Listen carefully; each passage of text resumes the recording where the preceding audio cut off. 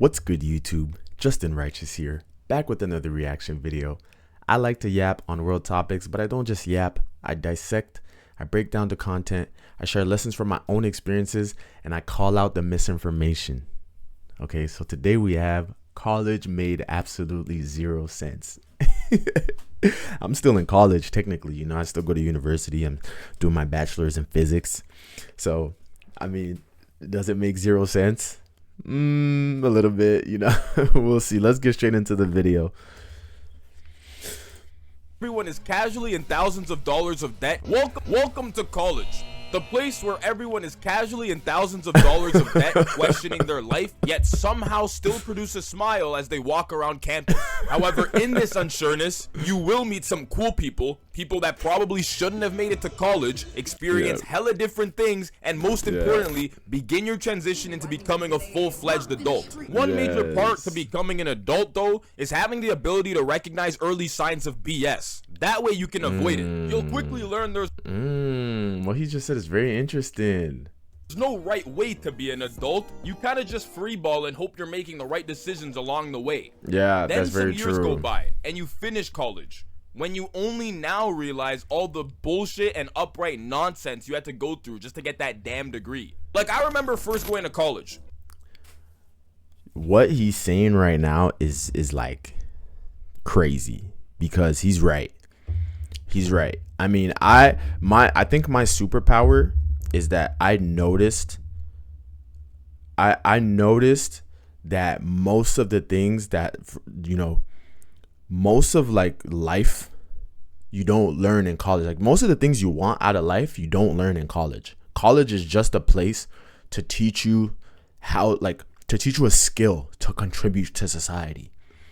Okay, everything else you learn outside of school, man. Just social life, how to make money, what you actually care about, your desire, like how to take care of your desires, how to pay bills, how to do your taxes, how to everything else you learn outside of school, man. But because school is so hard, if you're able to still go on with life and still take on the challenges that come with life while still being in school, that's the true superpower. That's the true superpower. That's what school teaches you. School teaches you how to do hard things while still dealing with life. Like, I'm talking straight out of high school, no gap year, because my dumbass thought it was a good idea to not waste time. Back then, I was barely even halfway through my senior year of high school, where the teachers were already pressuring every nigga in there to make sure their college applications were submitted by the deadline. Fast forward a couple months later to the end of the year, where it's finally time to graduate and you realize two things. One, there's a dumbass pandemic going on named COVID-19, so you'll be graduating from the fucking toilet in your washroom on some damn Zoom call. Two, the college you had gotten accepted into is already asking you to pay your tuition deposit, or else you won't be able to sign up for your classes. Oh, wow. What the fuck? That's crazy. This was the first sign of college nonsense, and I'd barely even left high school yet. I'll never forget when I got that notification telling me to pay my tuition deposit. Why the fuck did I have to pay a non-refundable deposit of $250 damn near 3 months before college even started, when I ain't even see the building yet? That's actually After crazy. making sure your wallet was actually empty over 10 times and constantly refreshing your bank app to see if money would miraculously appear, you finally pay the deposit, where the school confirms your payment went through and also lets you know the deadline for the rest of your tuition.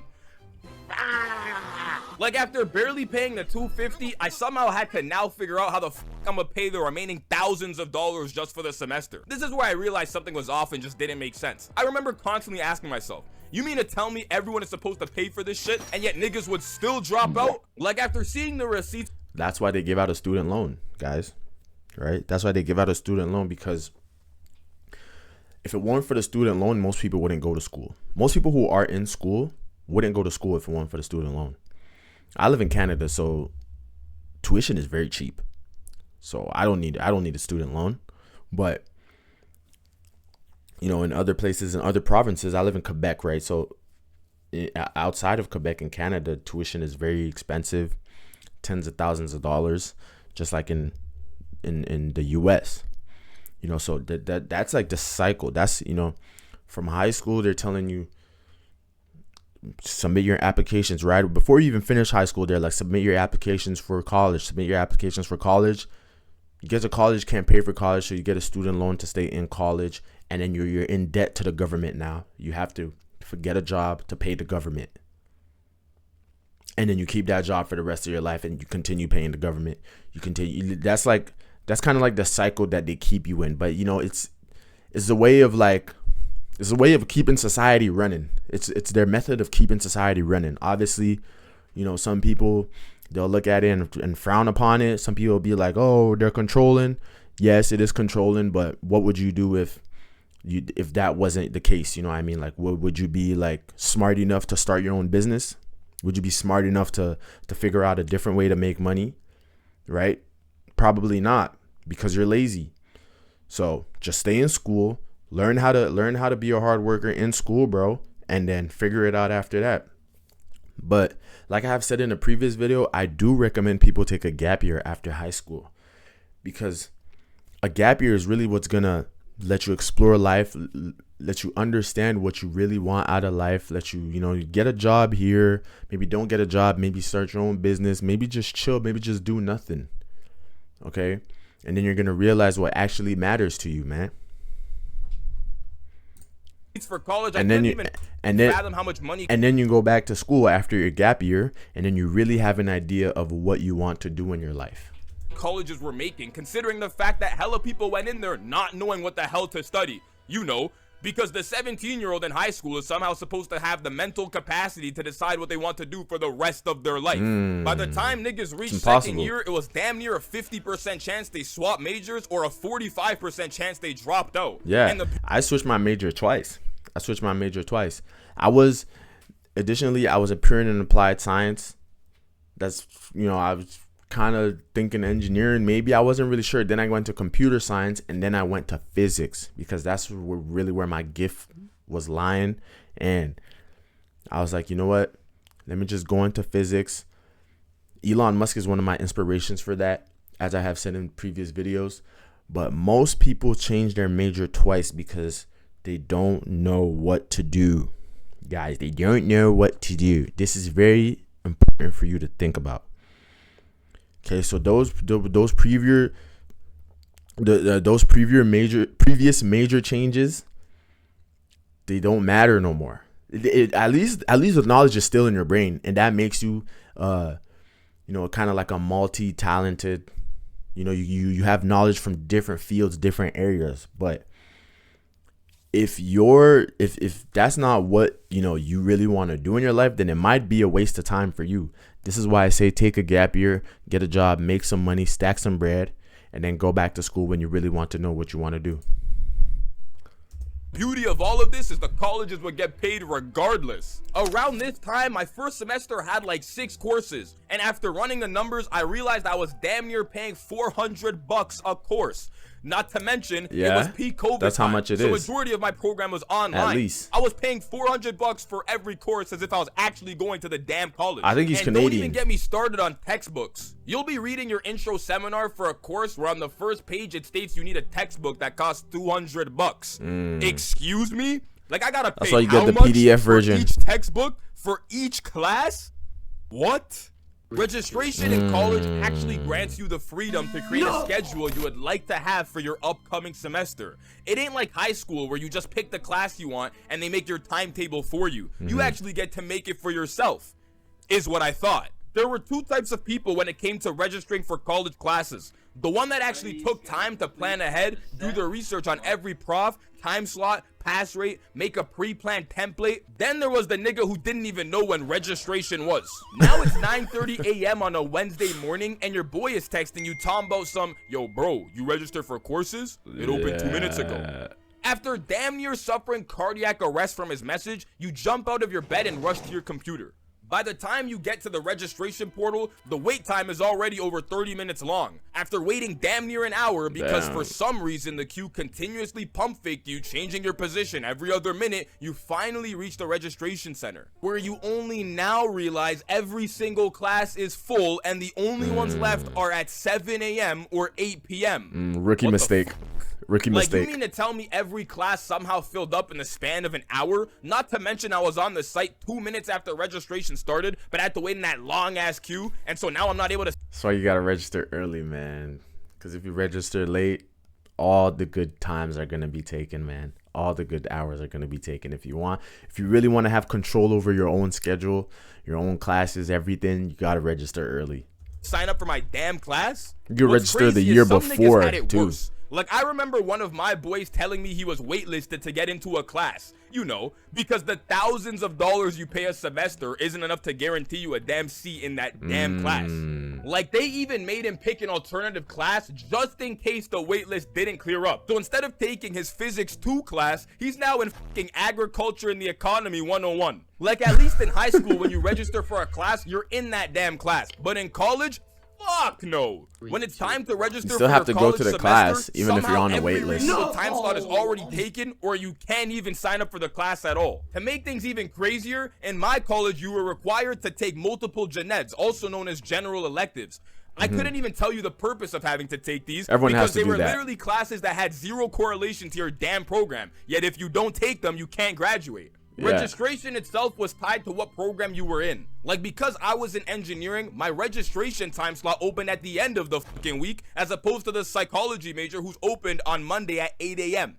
So you can just imagine how much fun I had trying to secure a damn general elective. After not only figuring out how you were going to pay for your tuition, but also figuring out how you were going to get to your 8 p.m. Monday class, it was time to begin college. Looking back at it, the learning transition from high school to college is hella challenging because in high school you had the same 4 classes every single day at the exact same time for a majority of the semester. However, in college, wasn't like that you for will my be high school. completely and utterly lost. You go from having 1.5 hours of dedicated time per class to 3 hours straight of programming on Tuesday, 1 hour of math on Wednesday, fucking 2 hours of sociology on Yeah. Thursday. It was just all over the place. A lot of Yeah, I think that is definitely like a negative about like college is that every week is like every day, you know, your courses are like, they're like all over the place kind of, so you can't, it's hard to like build a proper set routine unless you do it yourself. Like, you really have your schedule start at the same day and end at the same time, like every day. If not, you might have a 9 p.m. course on the Wednesday and 8 a.m. the next day, a class at like 11 a.m. the day after. You know, it's all over the place, so it's hard to have a schedule. You have to really, you know, it's hard to have a routine, and having a routine is very important, you know, for your productivity and just for your quality of life. A lot of STEM-related programs split the learning scheme into lectures and labs, meaning on certain days you would go to lectures, or at least you should have, and other days you would go to labs. I hope.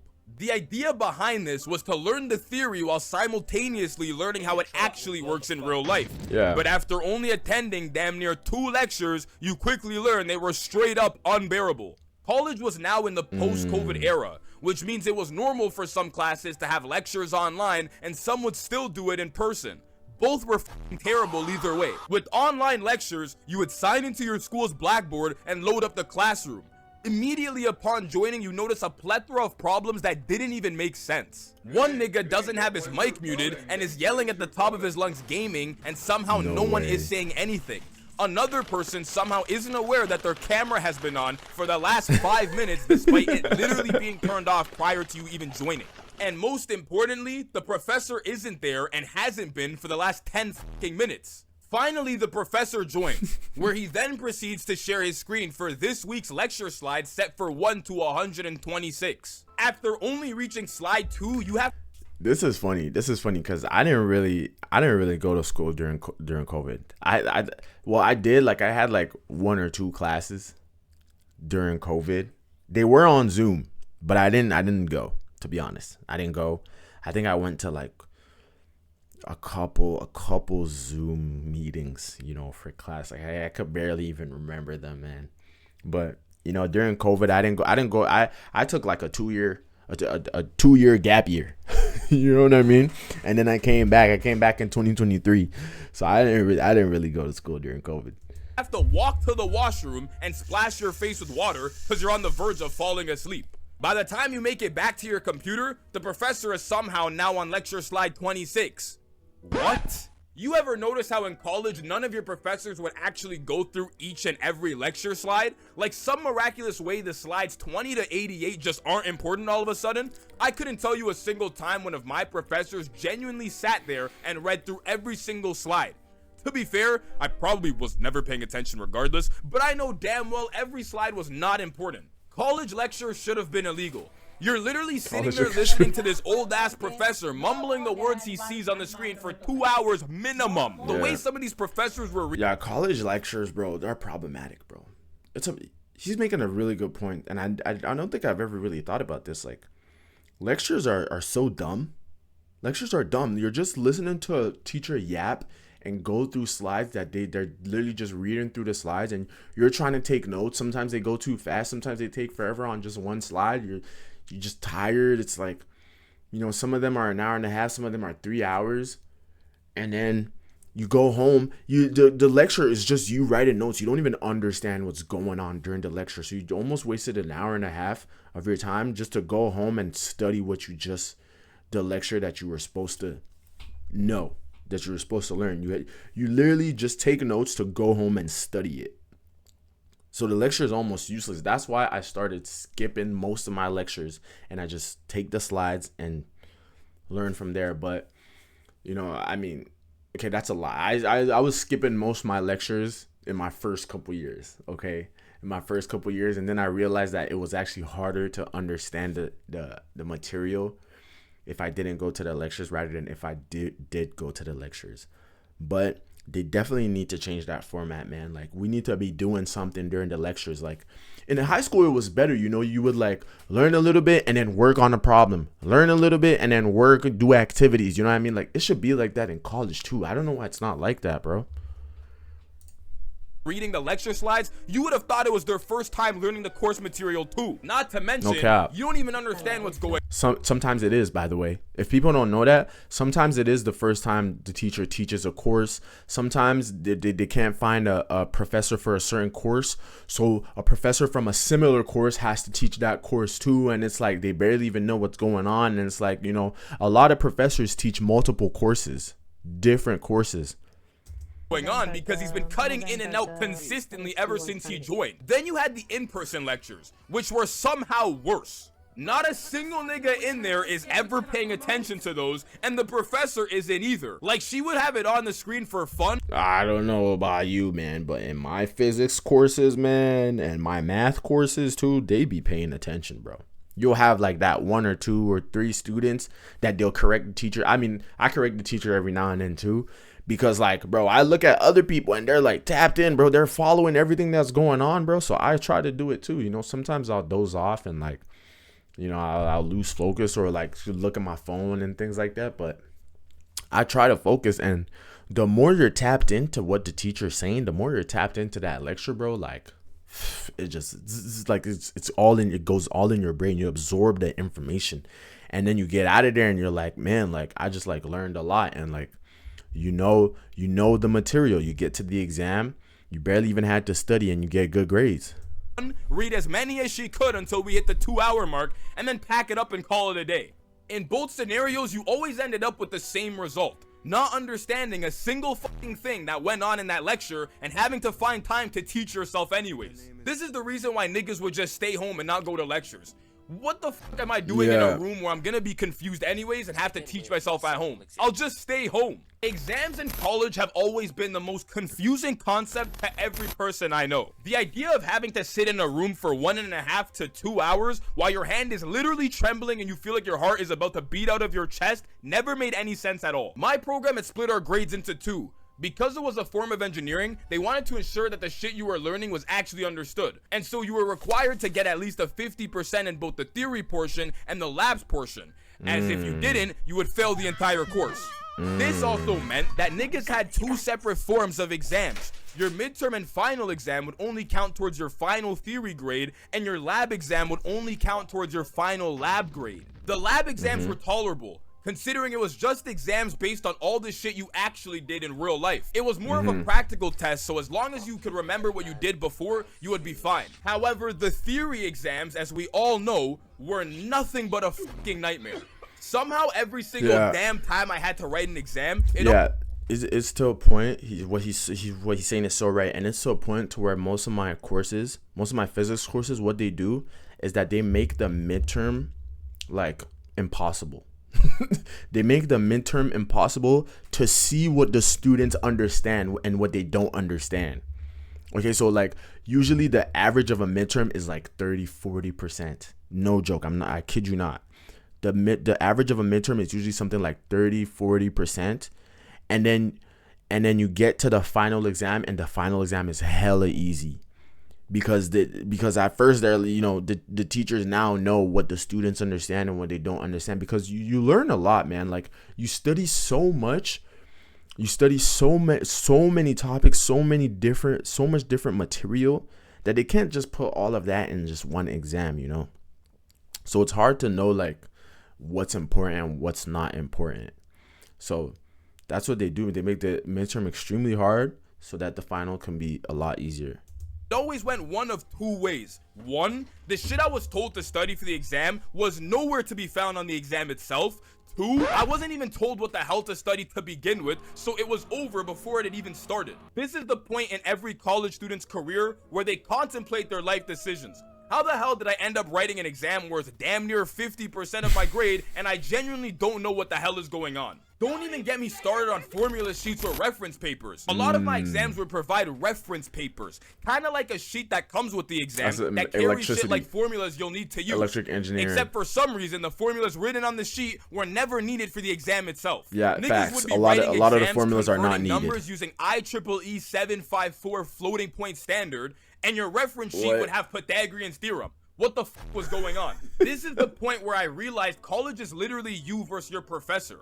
Like, the professor you have determines your success rate way more than it should. How is it possible my God, that is so true. Classes could run at the same time, yet the passing rate for one is 25% higher than the other one? But don't think for a second that exams were only bullshit for STEM students. There's a site called ratemyprofessor.com where every single professor for every single school is on there, and you can see how hard his exams are, how hard their course is, if they're like severe graders, you know, strict graders or not, or what is the passing rate. You know, everyone puts like their grade that they got with this professor, and you see like their passing rate and everything. Like, rate my professor before you register for a course is very important. My boys who was majoring in politics literally had a midterm worth 45%, a final worth 50%, and the remaining 5% of his grade was for attendance. Like, imagine walking into an exam room only 4 weeks into the semester, knowing if you fail this exam, you've basically already failed the entire course. How does that make sense? That's like, crazy. all in all, college made everyone go through unnecessary nonsense just to be able to walk this stage. Yeah, it costs I agree, ridiculous man. amounts. Half of what you learn doesn't even make sense. Exams are cartoonishly hard, blah, blah, blah. All of this just to receive a damn paper with your name on it. It's so interesting how society pushes everyone to go to college. Then you get here and say to yourself, there's no way this is where everyone was pushing me to go. I mean, you tell me.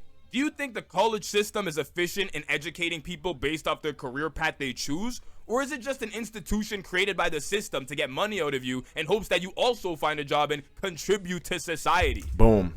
There you go. I gotta cut this.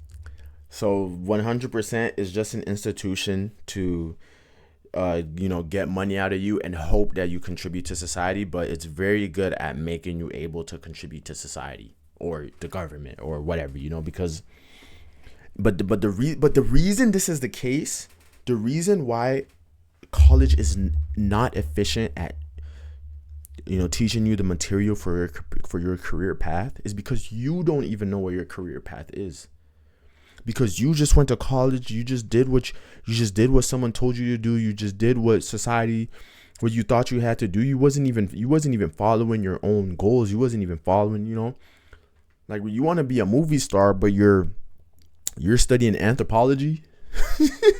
You know what I mean? So it's like, it's your problem. It's your problem at the end of the day. You have to go into there knowing exactly why you're there, and you have to study the material like you're already working for it. You know, a lot of computer science majors, they already start creating games, they already start coding programs while they're in school, because I do agree that computer science is one of the only majors that actually teaches you how to create while you're doing the major. Okay. So, I mean, besides that, you got to know what you want to do in life, and that's very, very hard because you have a lot of people who are in your ear. You have to really look inwards. I want to do this, and you have to believe in yourself that you're able to do it. You have to pursue your wildest dreams. It doesn't matter how long it takes. That's how you're truly going to be happy. That being said, thank you for watching. Leave your thoughts on the comments down below. What are you studying in school? If you're in school, what are you studying? And what do you have a bachelor's in if you graduated? I really want to know, man. I really want to know. And leave a thumbs up on the video, and I'll catch you on the next one.